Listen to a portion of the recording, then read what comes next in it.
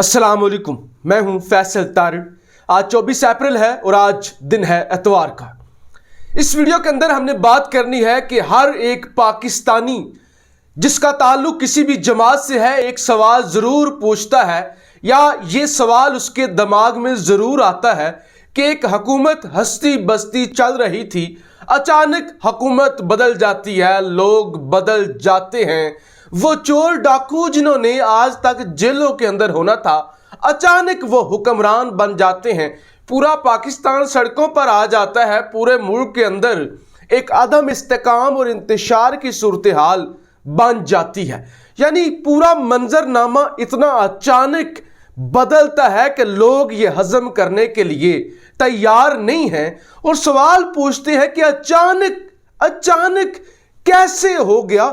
और जैसे भी हो गया, पहले भी ऐसा होता हुआ आया है, लेकिन इतने गंदे लोग, इतने चोर और डाकू किस तरह से हुक्मरान बन जाते हैं, ये लोग हजम करने के लिए तैयार नहीं हैं। कामरान खान बाखबर सहाफ़ी हैं और पाकिस्तान के इंतहाई सीनियर सहाफ़ी हैं। उन्होंने खोज लगाने की कोशिश की है कि आखिर कैसे हुआ है और कुछ वो चीज़ें आवाम के सामने रखते भी हैं। वो सारी चीज़ें आपके सामने रखता हूँ।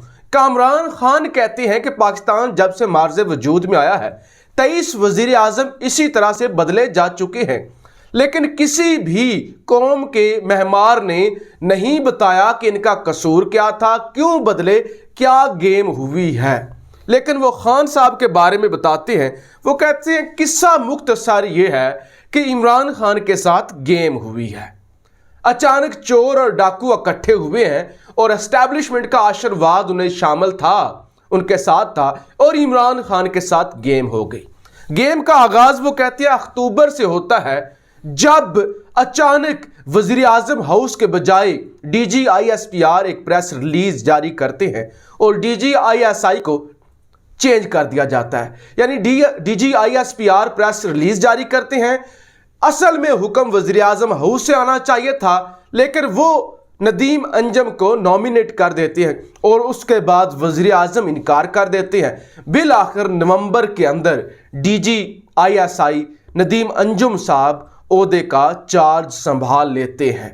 तब जनाब जरदारी साहब को बुलाया जाता है। जरदारी साहब से फार्मूला मांगा जाता है कि आप अब बताएं कि क्या करना है इमरान खान का, किस तरह से इसको घर भेजना है।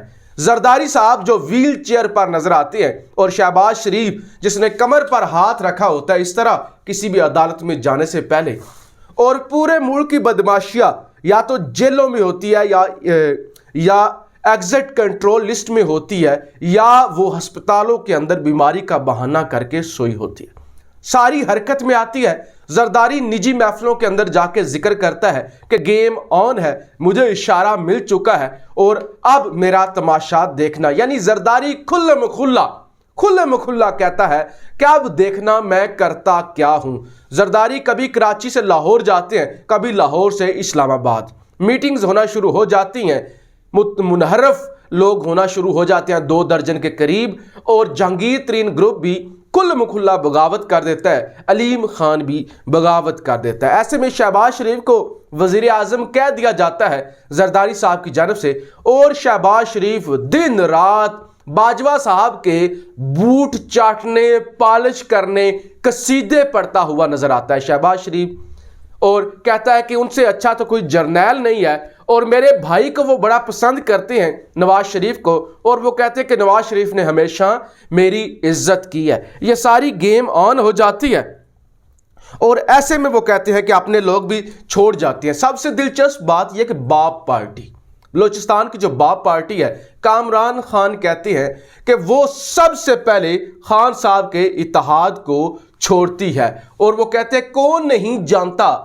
बाप पार्टी किसके इशारों पर चलती है, और इसका जिक्र मुस्लिम लीग नवाज भी कर चुकी है। फिर जनाब अदम एतमाद आ जाती है और अदम एतमाद के बाद खान साहब वो रूलिंग दिलवाते हैं और उसके बाद सुप्रीम कोर्ट लग जाती है। रात निसफ शब तक सुप्रीम कोर्ट का बेंच बैठा रहता है जब तक कि इमरान खान अपनी डायरी पकड़कर अपनी गाड़ी खुद चलाकर घर नहीं चले जाते। यानी इस तरह पूरी गेम होती है और इस गेम के अंदर बदमाशा की हुकूमत बन जाती है। नजम सेठी साहब एक दावा करते हैं, वो कहते हैं कि 27 मार्च को इमरान खान की जानिब से यह कहा गया था बाजवा साहब को या एस्टैब्लिशमेंट को कि इन्हें कहें कि आप अदम एतमाद वापस लें, मैं इलेक्शन अनाउंस कर देता हूं और फ्रेश इलेक्शन में जाके मुकाबला कर लेते हैं, इस तरह का खेल मत रचाएं। तो जरदारी साहब की जानिब से इनकार किया गया। जरदारी साहब ने कहा नहीं, अब ऐसा नहीं होगा। जब हम कह रहे थे ना, उस वक्त तो हम कह रहे थे, लेकिन अब ऐसा नहीं होगा। अब शहबाज शरीफ वज़ीर आज़म होगा, अब हम अपनी मर्जी से इलेक्शन करवाएंगे, अब इमरान खान की नहीं मानी जाएगी। तो इस सारे खेल के अंदर जरदारी वो किरदार है जिसने एस्टैब्लिशमेंट के कहने पर सारे चोरों को इकट्ठा किया, चोरों के इमाम को इकट्ठा किया, और यानी फजल रहमान साहब को, और ये सारी गेम रचाई, सारा प्लान सेट किया कि इसको इधर सेट करना है, इसको ये देना है, इसको ये करना है। तो यूं मजमूई तौर पे आप कह सकते हैं कि शहबाज शरीफ को वज़ीर आज़म भी जरदारी ने बनवाया है। यानी इसीलिए तो वो कहते हैं कि हुकूमत हमने बनवाई है, हमारा हक है, हम सदर बनेंगे।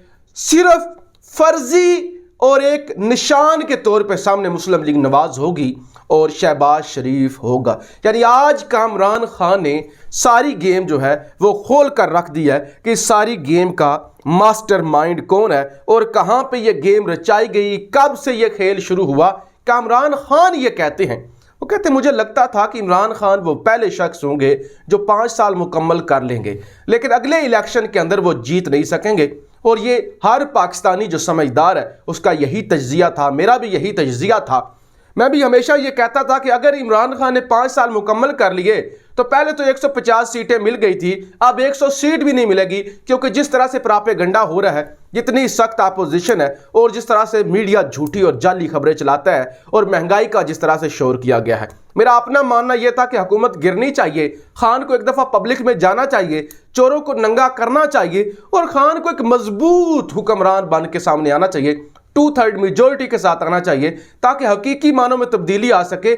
इस मफलूज सिस्टम के अंदर तब्दीली नहीं आ सकती। आप जी किस तरह से अदारों के खिलाफ मुहिम जोई हो रही है और किस तरह से नफरत का बीज बोया जा रहा है, और एंकर इमरान रियाज खान ने किस तरह से भांडा फोड़ा है, वो भी आपके सामने मैं रख देता हूँ। जनाब ट्विटर पर एक ट्वीट करते हैं, कर्नल रिटायर्ड साकिब मुनीर के नाम से एक ट्विटर हैंडल है। वो क्या कहते हैं, हमारे कुछ रिटायर्ड अफसरान इमरान खान के इस कदर बहकावे में आ गए थे कि अपने अदारे की इज्जत और अपने चीफ का वकार दाव पर लगाने पर तैयार हो गए थे।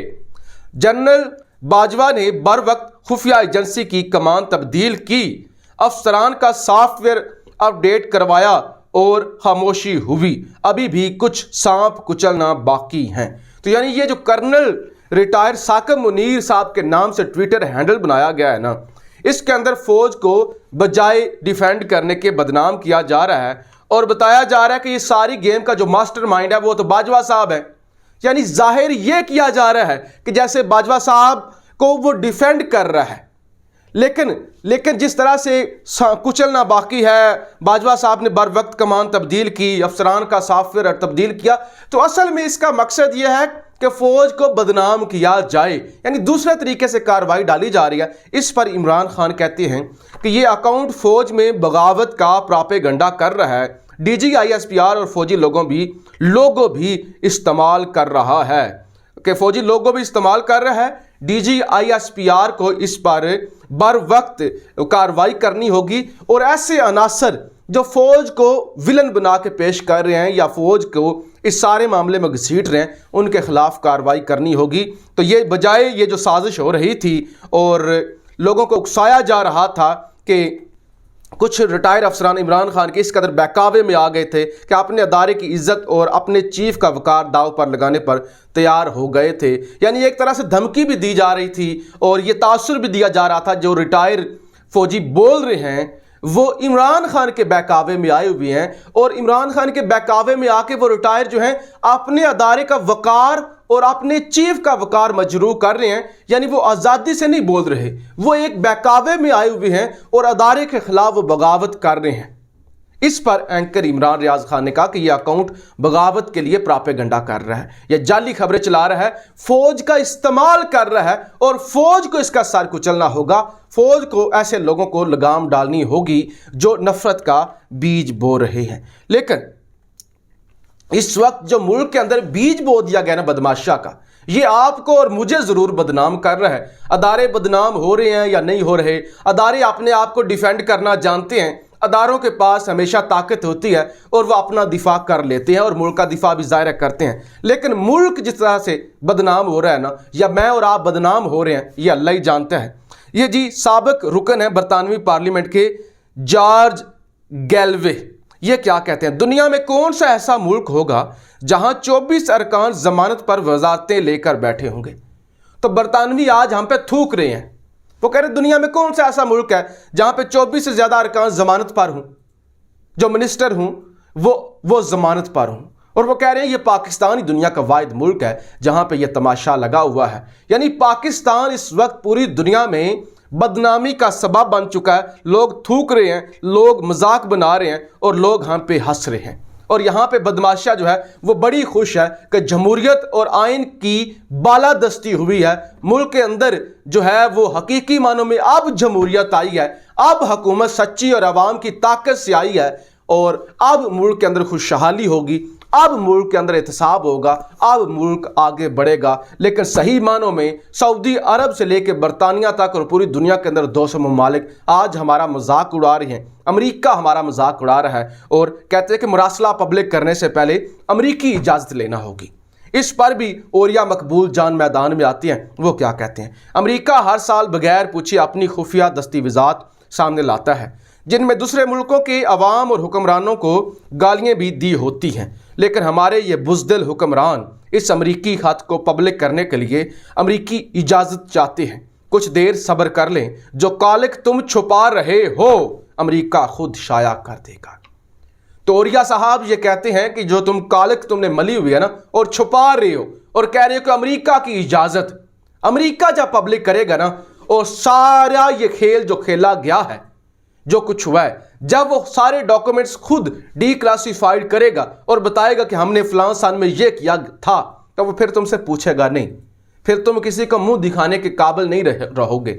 یہ جو تم آئین اور قانون کی اور جمہوریت کی بالادستی سمجھ رہے ہو نا، یہ اصل میں تم نے اپنے منہ پر کالک مل لیا ہے۔ لیکن اس ساری کالک ملنے کے اندر زرداری صاحب بازی لے گئے ہیں، اور زرداری صاحب نے واقعی ثابت کر دیا ہے کہ ایک زرداری سب پہ بھاری۔ پاکستان زندہ باد۔